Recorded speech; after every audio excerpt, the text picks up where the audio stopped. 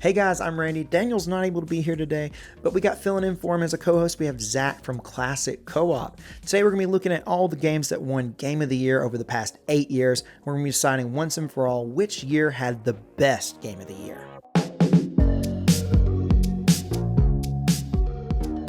All right, Zach, man, thank you so much for being a guest, man. Thank you for being back.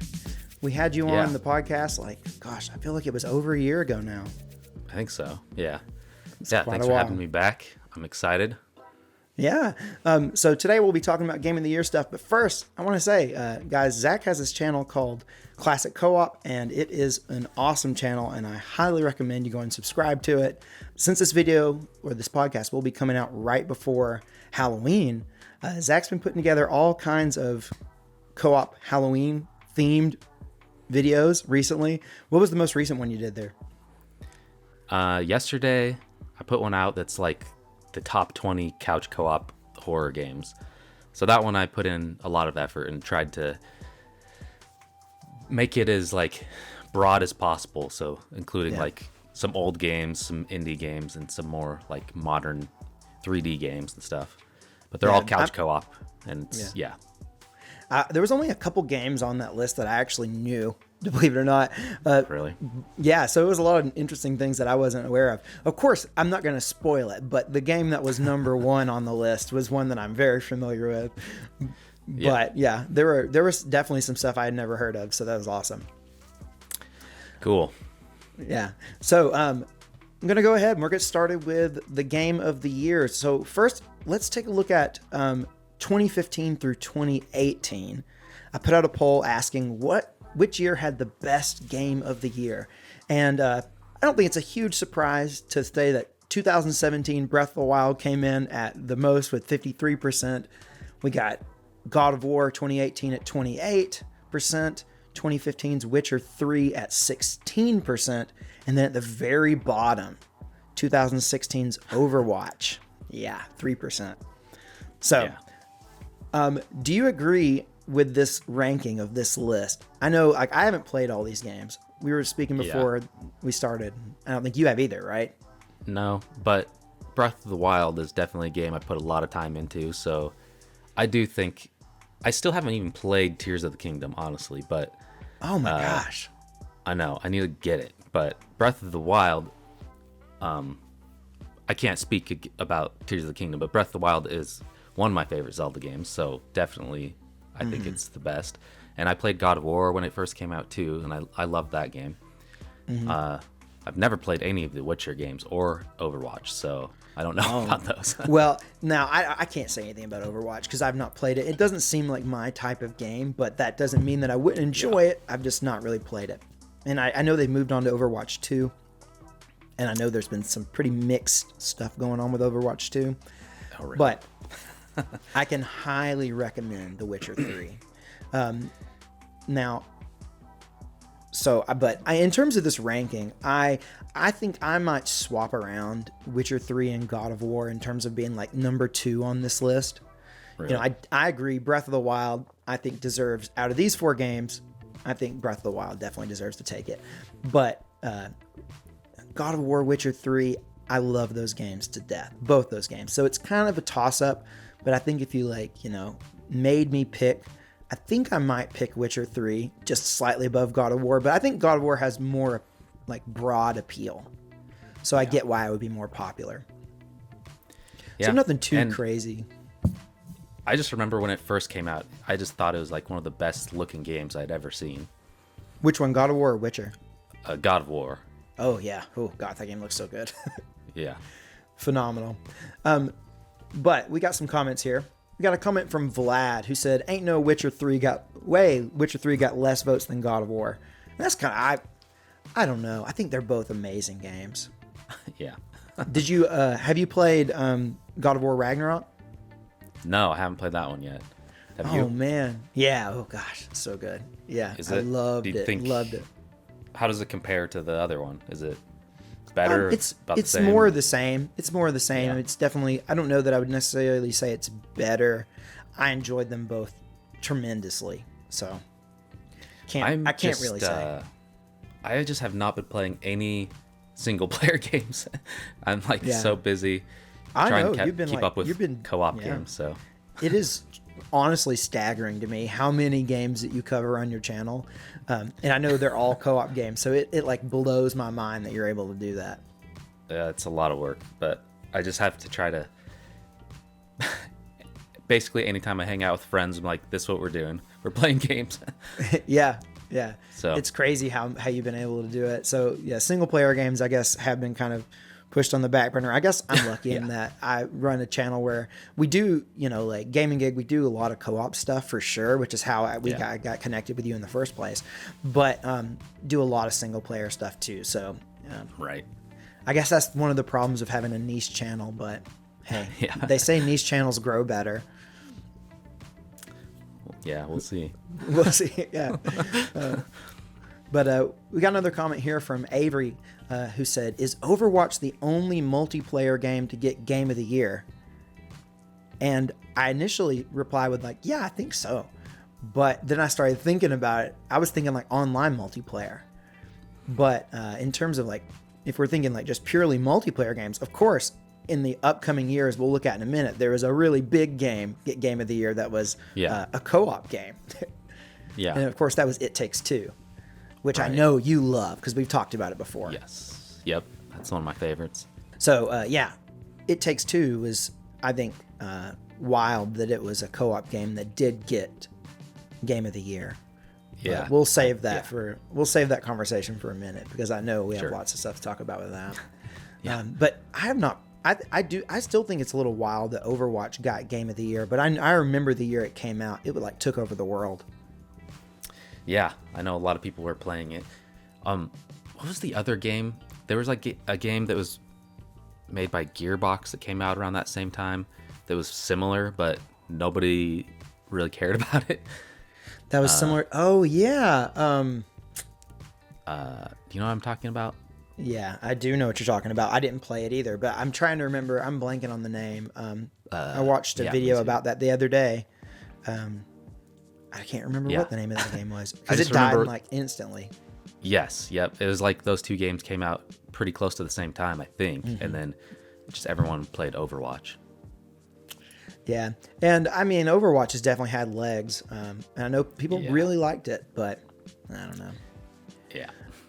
So we got our next comment here from I don't know, True T Keaton, I don't know, said, Red Dead 2 should have won, not God of War. So that was a big thing that year, that Red Dead 2 didn't win.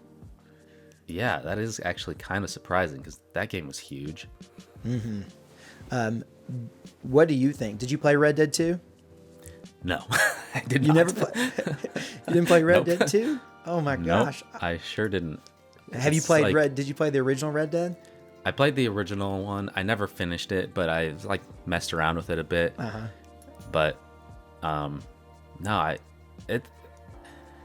I go through phases sometimes where I will play a bunch of single player games and then I just fall off and get sidetracked, and it's just there's too much stuff. I can't keep up with it.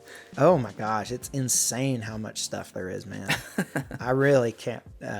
So many great single player. Well, I will recommend that you go through and play Red Dead 2 one day. I know. It's definitely worth playing. I wanted to play it when it first came out. I don't know what happened. Something else was going on in my life, probably. I don't know. Yeah. Well, I'll tell you, I stopped my world to play Red Dead 2 when that game came out. Yeah. That was because up until that point, like for many years, Red Dead 1 was my favorite game of all time. Like I loved that game. Yeah, loved it. And then Breath of the Wild kind of came in and took the top spot in 2017. And I think Red Dead 2 came out in 2018, right? And so Red Dead 2, I don't think it quite measures up to like Breath of the Wild in my opinion, but Red Dead 2 I love. I don't know if I love it more than the original Red Dead, but it's kind of a toss-up. Those games are kind of equal in my mind. Yeah. But what do you think about Breath of the Wild versus Tears of the Kingdom? Ooh, that's a really tough one. I was mentioning this on our stream that we had, or I was doing a stream where I was just like cataloging all my Nintendo Switch games, and I was talking about Breath of the Wild on that, and like if we're just talking like objectively, like which is a better game, I think I would have to go with Tears of the Kingdom, but like which one did like I enjoy more?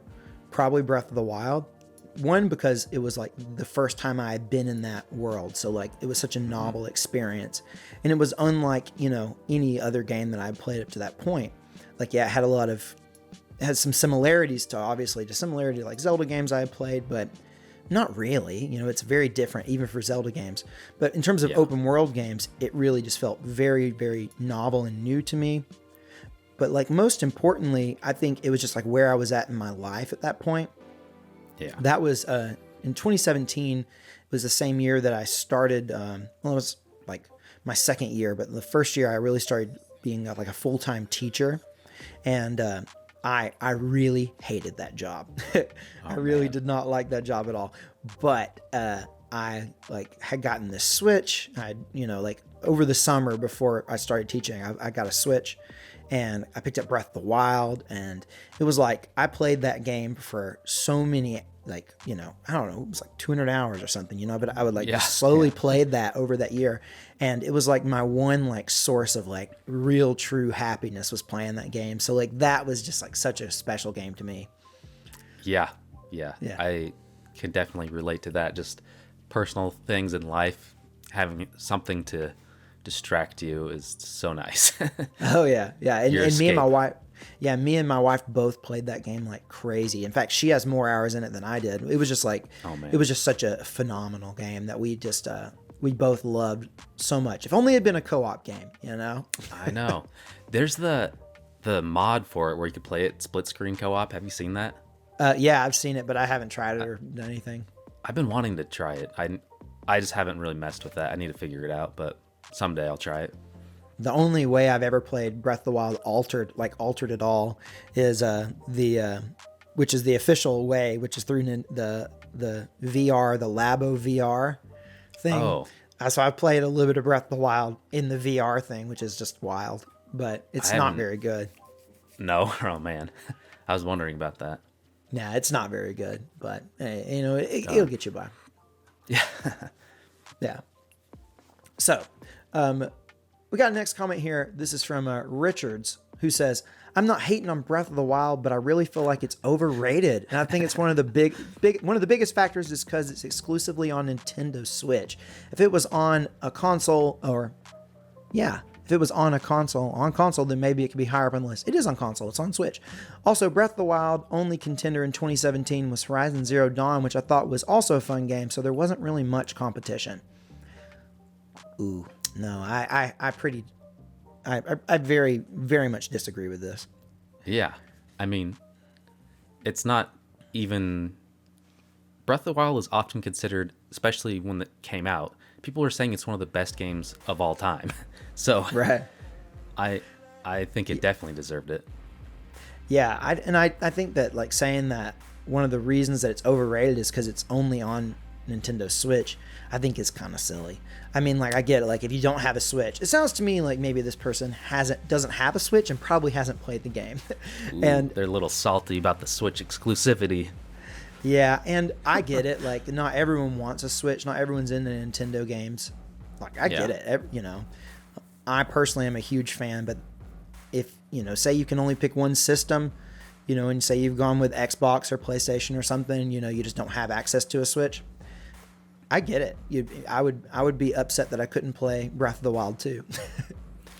Yeah, that does suck when you're, especially like, I remember growing up as a kid, I just had a Sega Genesis, and then I'm just like missing out on all the Nintendo games, and it was it sucked.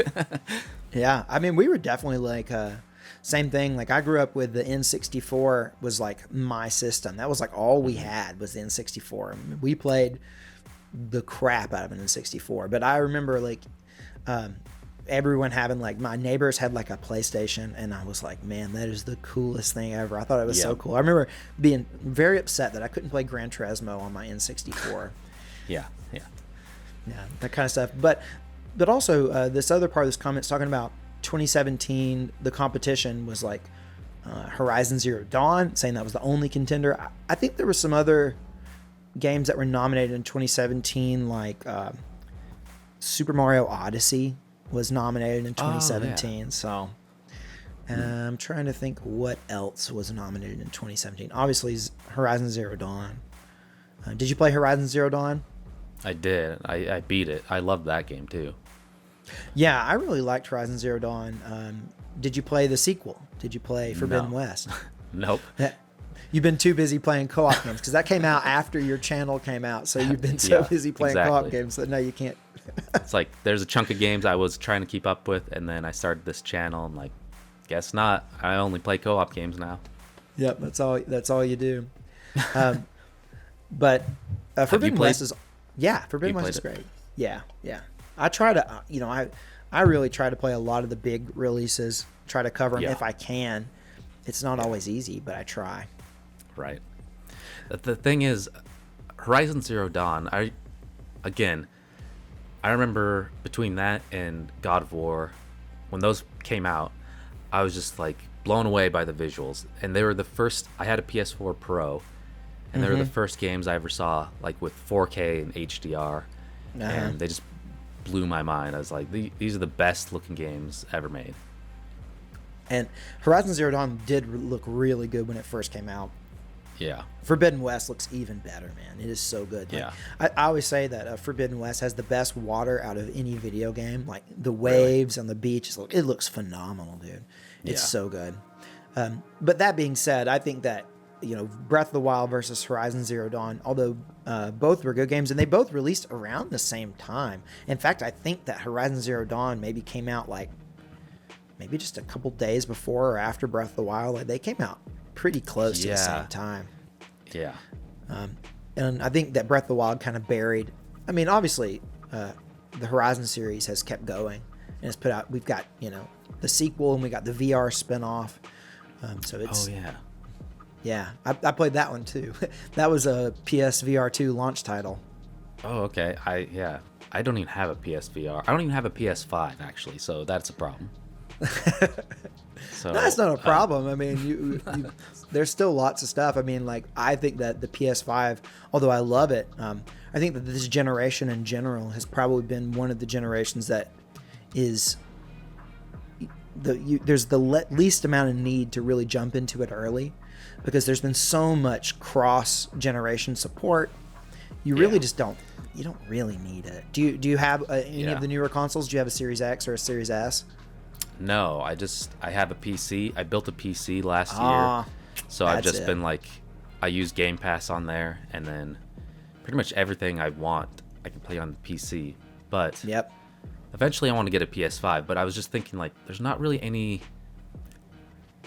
exclusive co-op games that are coming out. So I haven't been in a rush, because basically anything that's new that's co-op is either on Steam or Switch. So that's what's keeping me busy. Yeah, and especially like building the PC, that you're set. You don't really need much more than that.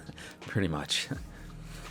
All right, we're going to move ahead and look at years 2019 through 2020 in terms of the game of the year. But before we do that, I want to tell everyone who's listening about the Gaming Geek Discord server. So there is an invite link in the description of this podcast, wherever you find it. And we'd love for you to join the Gaming Geek Discord server. It's a really cool place, a really great place where we just have people hanging out, talking games.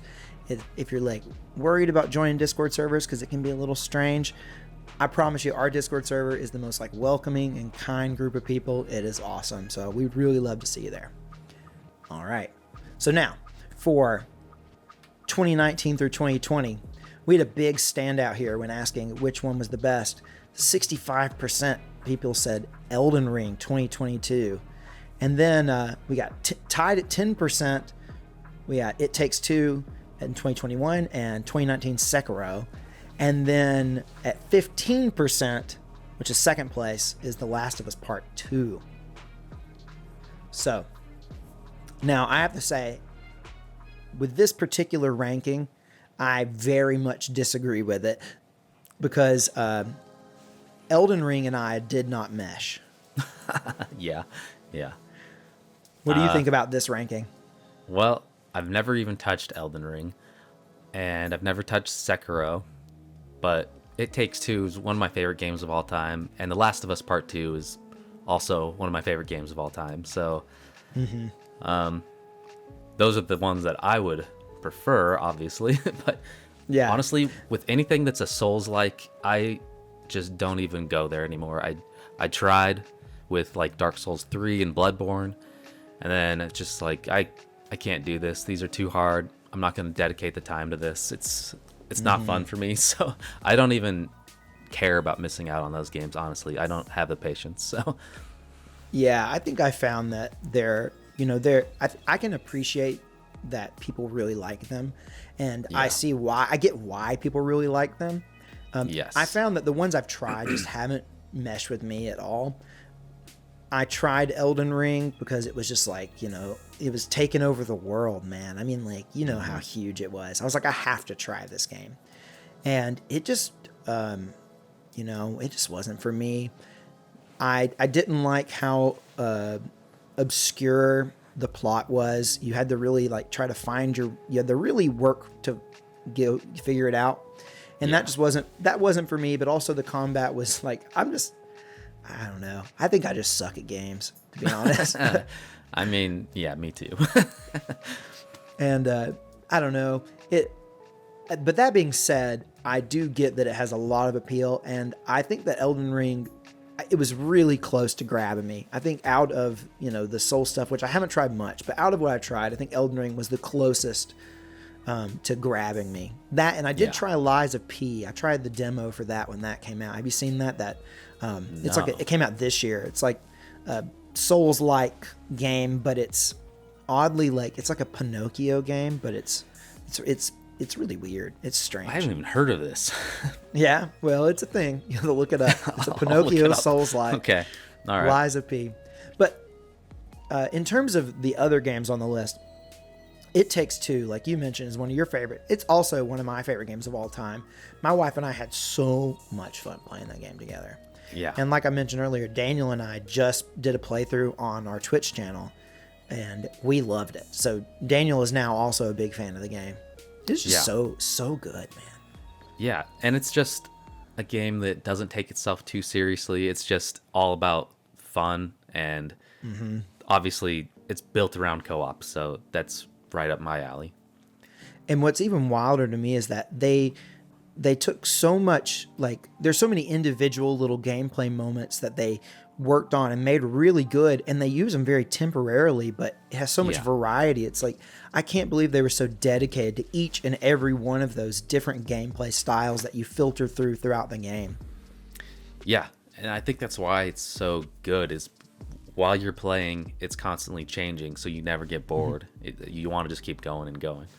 Yeah, but you're exactly right. You never get bored. But what's crazy is I think they could have built full-on games almost out of every little gameplay thing that they went through. But they were just like, they just didn't. They were just like, it's all about variety. And the dedication to variety and quality in that game is just like, it's crazy to me. Yeah. I know in 2021, a lot of people were upset that It Takes Two got Game of the Year. And I think a lot of that was because I think a lot of people just didn't play it. Yeah, probably. Because it takes two. And I think that was just a barrier of, a barrier of entry that a lot of people didn't have someone to play a game with. And just look at it compared to all these other games. It looks like a kid's game. It does not. It's so colorful and cartoony. I think a lot of like hardcore gamers probably didn't even give it a chance because they're like, I don't want to play that. That looks like it's for kids. So, and I don't think the trailers helped because the trailers really kind of went with that kind of like Pixar kind of vibe. Yeah. You know what I mean? Even though the game doesn't, when you're playing it, it doesn't necessarily give that vibe, but I feel like the trailers kind of leaned into that, into that aesthetic and that vibe a little too much. That being said, the game is actually pretty dark, has a lot of really dark themes, has some really like crazy, and it is definitely not a kid's game, but it just looks like a kid's game. Pretty much, yeah. It's wild.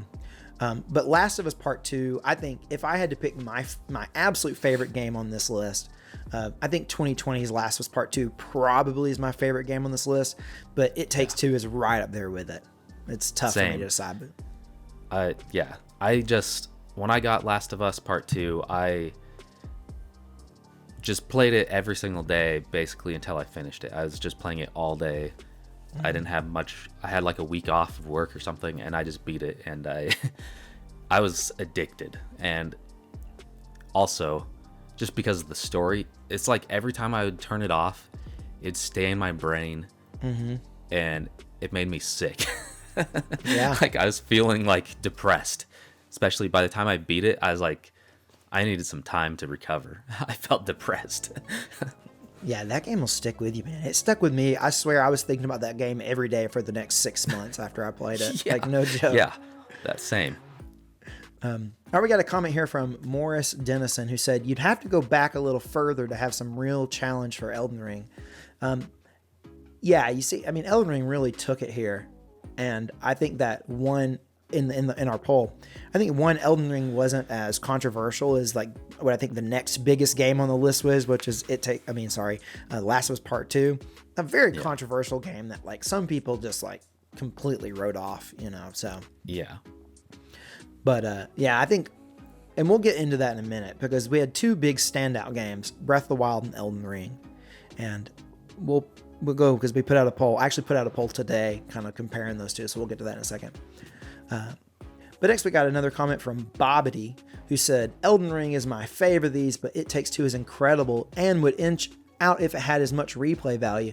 But I really think you should have waited on this, because Tears of the Kingdom is the best one, and we know it's winning Game of the Year this year. I'm not sure that Tears of the Kingdom is going to win Game of the Year this year. I don't even know what else could be in the running right now. What do you think? I think it's going to come down to, I do think Tears of the Kingdom is definitely going to be nominated, but I think the other games that are going to be nominated is like Baldur's Gate 3. I think it's going to get a nomination. I still need to play that. Yeah, we just started a playthrough on stream, so that's been kind of cool, but we just started. And I think that the Resident Evil 4 remake has a really good chance of being nominated. Yeah. Loved that one too. Let me think what else. Trying to think of really highly rated games.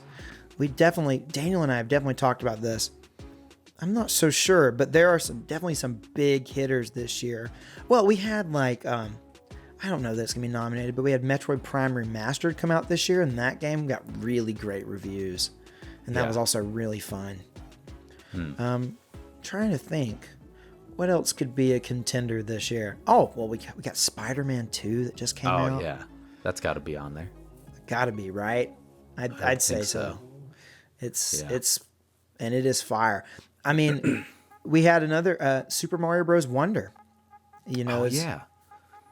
I love that game. I'm playing it with my daughter right now, and I really love it. Oh man, we're also playing through that one right now, and is it not just phenomenal? I mean, it's so good. Yeah. Yep, everything about it. It's like I thought it was just going to be another new Super Mario Bros, but they really took it up. It's way more creative, and I love that it just works better as a co-op game, because you don't knock each other off and bounce on each other and stuff, and like that part was kind of fun in those games, but I would get so irritated on the like tricky platforming parts, and you're just constantly killing each other. Yeah. That to me was super annoying in I don't know. I haven't played New Super Mario Bros. Wii. Was it in Wii or was it just in U that was that way? It's in both of them, yeah. Oh gosh. I bought New Super Mario Bros. Wii. We just haven't played it together yet. Yeah. But they're good. Yeah, the kind of interacting was definitely annoying. I think that I'm glad they've gotten away from that. That's something Nintendo also did in Yoshi's Crafted World. I don't know about Woolly World. I kind of don't think so for Woolly World, but definitely Crafted World. Yeah. And it's very annoying. Yeah. Because in that game, if you jump on, you start to ride the other person. Yeah. The Yoshis ride each other. Not trying to be graphic here on the podcast, but but it's just really annoying, because it's like you kind of lock onto each other. Yeah. I don't know.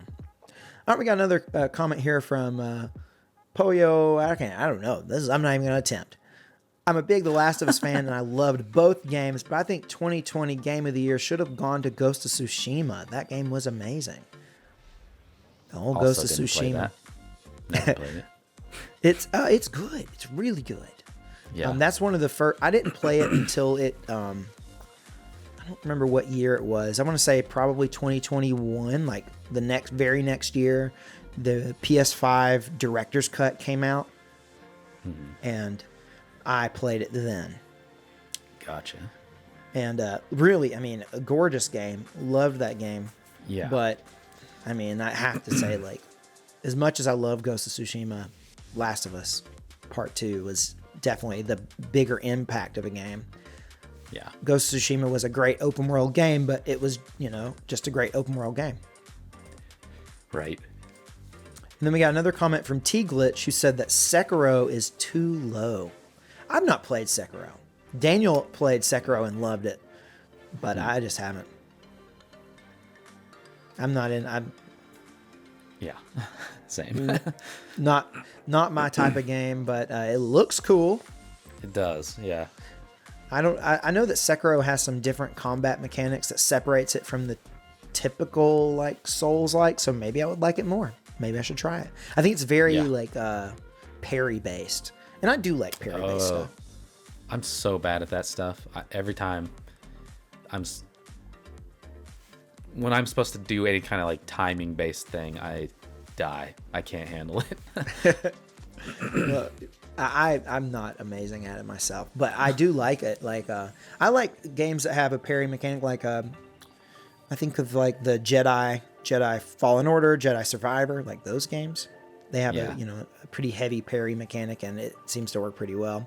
And then what else? I'm playing like now in Spider-Man 2. That's one of the new combat mechanics they added was a parry mechanic, and it's the pretty generous timing window, which definitely helps a lot. Yeah. Okay, so before we move on, we're going to be taking a look here at the two biggest ones from both these polls, which is Breath of the Wild and Elden Ring. But before we do that, I mentioned that we stream on Twitch. So I want to let you guys know we stream on Twitch on Tuesdays, Thursdays, and Sundays at 8 p.m. Eastern. There is a link to the Twitch channel in the description of the podcast, so definitely check it out. And we'd love to see you and hang out with us. All right, so put out a poll here. Which year had the best game of the year? And we're looking at Breath of the Wild versus Elden Ring. Believe it or not, so far, and I just put out this poll this morning, and it's 61% of people say Breath of the Wild. Only 39 say Elden Ring. Now let me look and see, because I definitely took this poll. I took the results a few hours ago, so I'm gonna check and see if it's updated, because that was at 790 something votes. Let's see, because that was a few hours ago. Now the poll has 1,100 votes, but it's still at 6139. So the results have not changed. So there you go. There you go. Breath of the Wild is better than Elden Ring. That's just objective. It's just objective. Can't argue with that. You can't argue with it. No. I mean, it's crazy to me. I don't know. This comment from Get Down says, this is like trying to pick your favorite child. It's just not right. I mean, that's fair. Yeah. Trying to pick your favorite child. It is. I understand. Like, it's always amazing to me that there are people who both love Breath of the Wild and Elden Ring. I think they're probably very different games, but I know that Elden Ring is open world, and I think that let's see here. There was a comment. It's a little later down the list, but it's from Derby, who said, without Breath of the Wild, Elden Ring wouldn't be as good as it is. I don't know that I agree with that. Did it take some influence from Breath of the Wild, or? Well, I don't know. I mean, I'm sure every open world game that came out after Breath of the Wild took influence from Breath of the Wild. Let's just be honest. You know what I mean?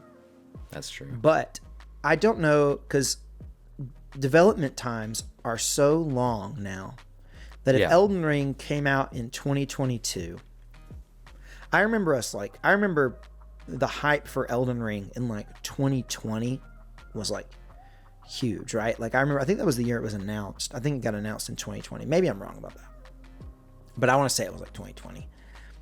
And I just don't see like, because if at that point I know Elden Ring had been in development for a number of years, I just don't know if the development windows really line up enough to be like, can you really say that Elden Ring took a ton of inspiration from Breath of the Wild and it was able to implement it?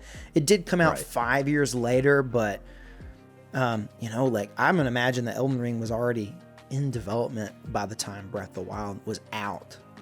Probably. I don't know. Let me look what time it started development. Production of the game began in early 2017. Okay, well, maybe it did, because Breath of the Wild came out in March of 2017. So, oh well, maybe old Derby here has a point. Yeah, they stole everything from Breath of the Wild. Stole it all. It is Breath of the Wild clone, confirmed. Definitely. We got another comment here. This is from TR4YST3R07. I got that username perfect. Saying Breath of the Wild was all right, but Tears of the Kingdom really makes it look like a 6 out of 10 in comparison. Like I said earlier, Tears of the Kingdom, I think, is objectively the better game. Yeah. But, gosh, I don't know. I mean, you're talking about two masterpieces, you know? It's just tough. Yeah. But here's the real one. We got one from Miguel here. Miguel GameCube Gamer, who said, imagine if Tears of the Kingdom released in 2022. That would have been interesting to see Tears of the Kingdom go up against Elden Ring, which would have gotten Game of the Year. Right. I think, yeah. And I didn't really get into this much earlier, but I do seem to think that when you release a sequel, I think it's less likely to get Game of the Year versus something that is a new IP, something that's like, you know, even if the sequel technically was like more popular. Yeah, it's just, with sequels, it's, especially with Tears of the Kingdom, it's so much like Breath of the Wild as far as, it's like the same art style and everything. So right, yeah. It's like less excitement about it, maybe, or maybe it wasn't as surprising, I guess. I don't know. Yeah, I mean, like it's an iteration on something that was already really well established, and yet it might be better. And like Breath of the Wild won Game of the Year, but I look at like Red Dead Redemption 2 as an example. That was a game that went up against what was that? God of War. So like God of War, obviously that was a sequel, but it was a reboot. So it was kind of like a fresh start. So it kind of felt like a new starting point. And then last year we had Elden Ring go up against God of War Ragnarok. And I preferred God of War Ragnarok infinitely over Elden Ring. Yeah. But at the same time, God of War Ragnarok was it was kind of like a Tears of the Kingdom situation. Like, even though I don't know that it really made that much of a step forward like Tears of the Kingdom did, but Ragnarok, I don't know, it's just it's a tough thing to do. Yeah. So do you think out of all these games, the question is out of all the ones we talked about today, which one is your favorite of those? Is it Breath of the Wild, which is our winner by the poll? That was the one that came out on top. But is that your favorite out of all these? I mean, it's hard because Breath of the Wild, It Takes Two, and The Last of Us Part 2. Those are like three of my favorite games ever. But I don't know. Breath of the Wild, like you were saying, like it just came out at such the right time. And I just remember I got it at launch with the Switch, and just being able to play it on my TV, and then I would go to work, and then on my breaks I'd play it. I just put in so much time. So I don't know, I don't think I'll ever recreate that scenario. So like, it has a very special place in my heart. Just that what was going on in my life, just having that as an escape, it was so nice. And I don't know, it's still one of my favorite games ever. But again, It Takes Two, just as a co-op game, I'm happy to see that happened. So I don't know. It's hard to decide, but probably Breath of the Wild. I've been saying it's probably one of my favorite games ever, so for a while. Yeah, I agree. I do think that out of all these, Breath of the Wild does take it for me, but they're like the same ones that you brought up. Last was Part 2, It Takes Two. But also, like, I love God of War. I love Witcher 3. Those games are phenomenal. So there's so many, we've had so many great games over this is the past 8 years. Yeah. And it just shows that we've had some really phenomenal stuff come out. I know a lot of people like say that gaming has gotten worse. I don't know. That's a tough thing to say. I don't think so. I think it's, especially, this is just talking about the AAA games. Like, if you go into the indie world, there's so much creativity and new things happening, and I love where we're at gaming wise right now. Yeah, I think so. I think a lot of it comes down to, like, when you look at gaming, like the past games, you forget about all the stuff that came out that wasn't good. Because when you get far enough away from it, you only remember the cream that rose to the top, you know? When you know the games from 20 years ago, you're only thinking about those games that were really, like, monumental games. And once we get 20 years away from now, we'll look back and we'll see these games. We'll see these monumental games, and we'll think, like, oh, man, maybe gaming wasn't so bad back then, you know? And it's just... It's very interesting. I honestly think that, like, so the projects I'm currently working on, I'm going through every single year and picking out, like, the best co-op games. I was talking to you about it. Yeah. So, like, it's reminding me of the games that have come out, because I'm also just briefly mentioning these are the other games that came out that weren't co-op. And honestly, like, from the beginning of gaming, like in the 70s, every single year there's great games. I don't think there's ever been a year where there's not great games. And it just, there's every year, like, obviously there's new genres being introduced and new innovations in gaming, but pretty much every year there's not great co-op games every year, honestly, but there's great games. So I don't know. I don't think there's been a bad time in gaming. If you really are looking at it just, you know, from a broad perspective, it's every year has something to offer, I think. I completely agree. Completely agree. Awesome. Well, we kind of reached the end here, but before we go, last thing we like to always do at the end of the podcast is we do our 3 for Dale Club. And for those of you listening, if you made it all the way out to the end of this podcast, we want to thank you. And, thank you for hanging out with us this entire time. I know it's tough to make it to the end of one of these long conversations, but we really appreciate you doing it. So what we do is we have this thing called the 3 for Dale Club. On the YouTube version of this podcast, if you leave us a comment and put in the comment, you can write whatever you want, but leave the code phrase 3 for Dale. That's our secret code phrase that lets us know that you made it to the end of the podcast. And what we'll do is we will shout you out at the end of the next podcast to thank you for making it to the end with us.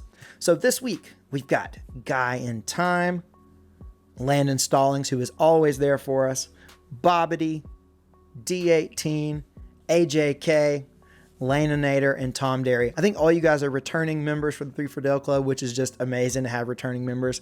So thank you guys so much for making it to the end with us every time.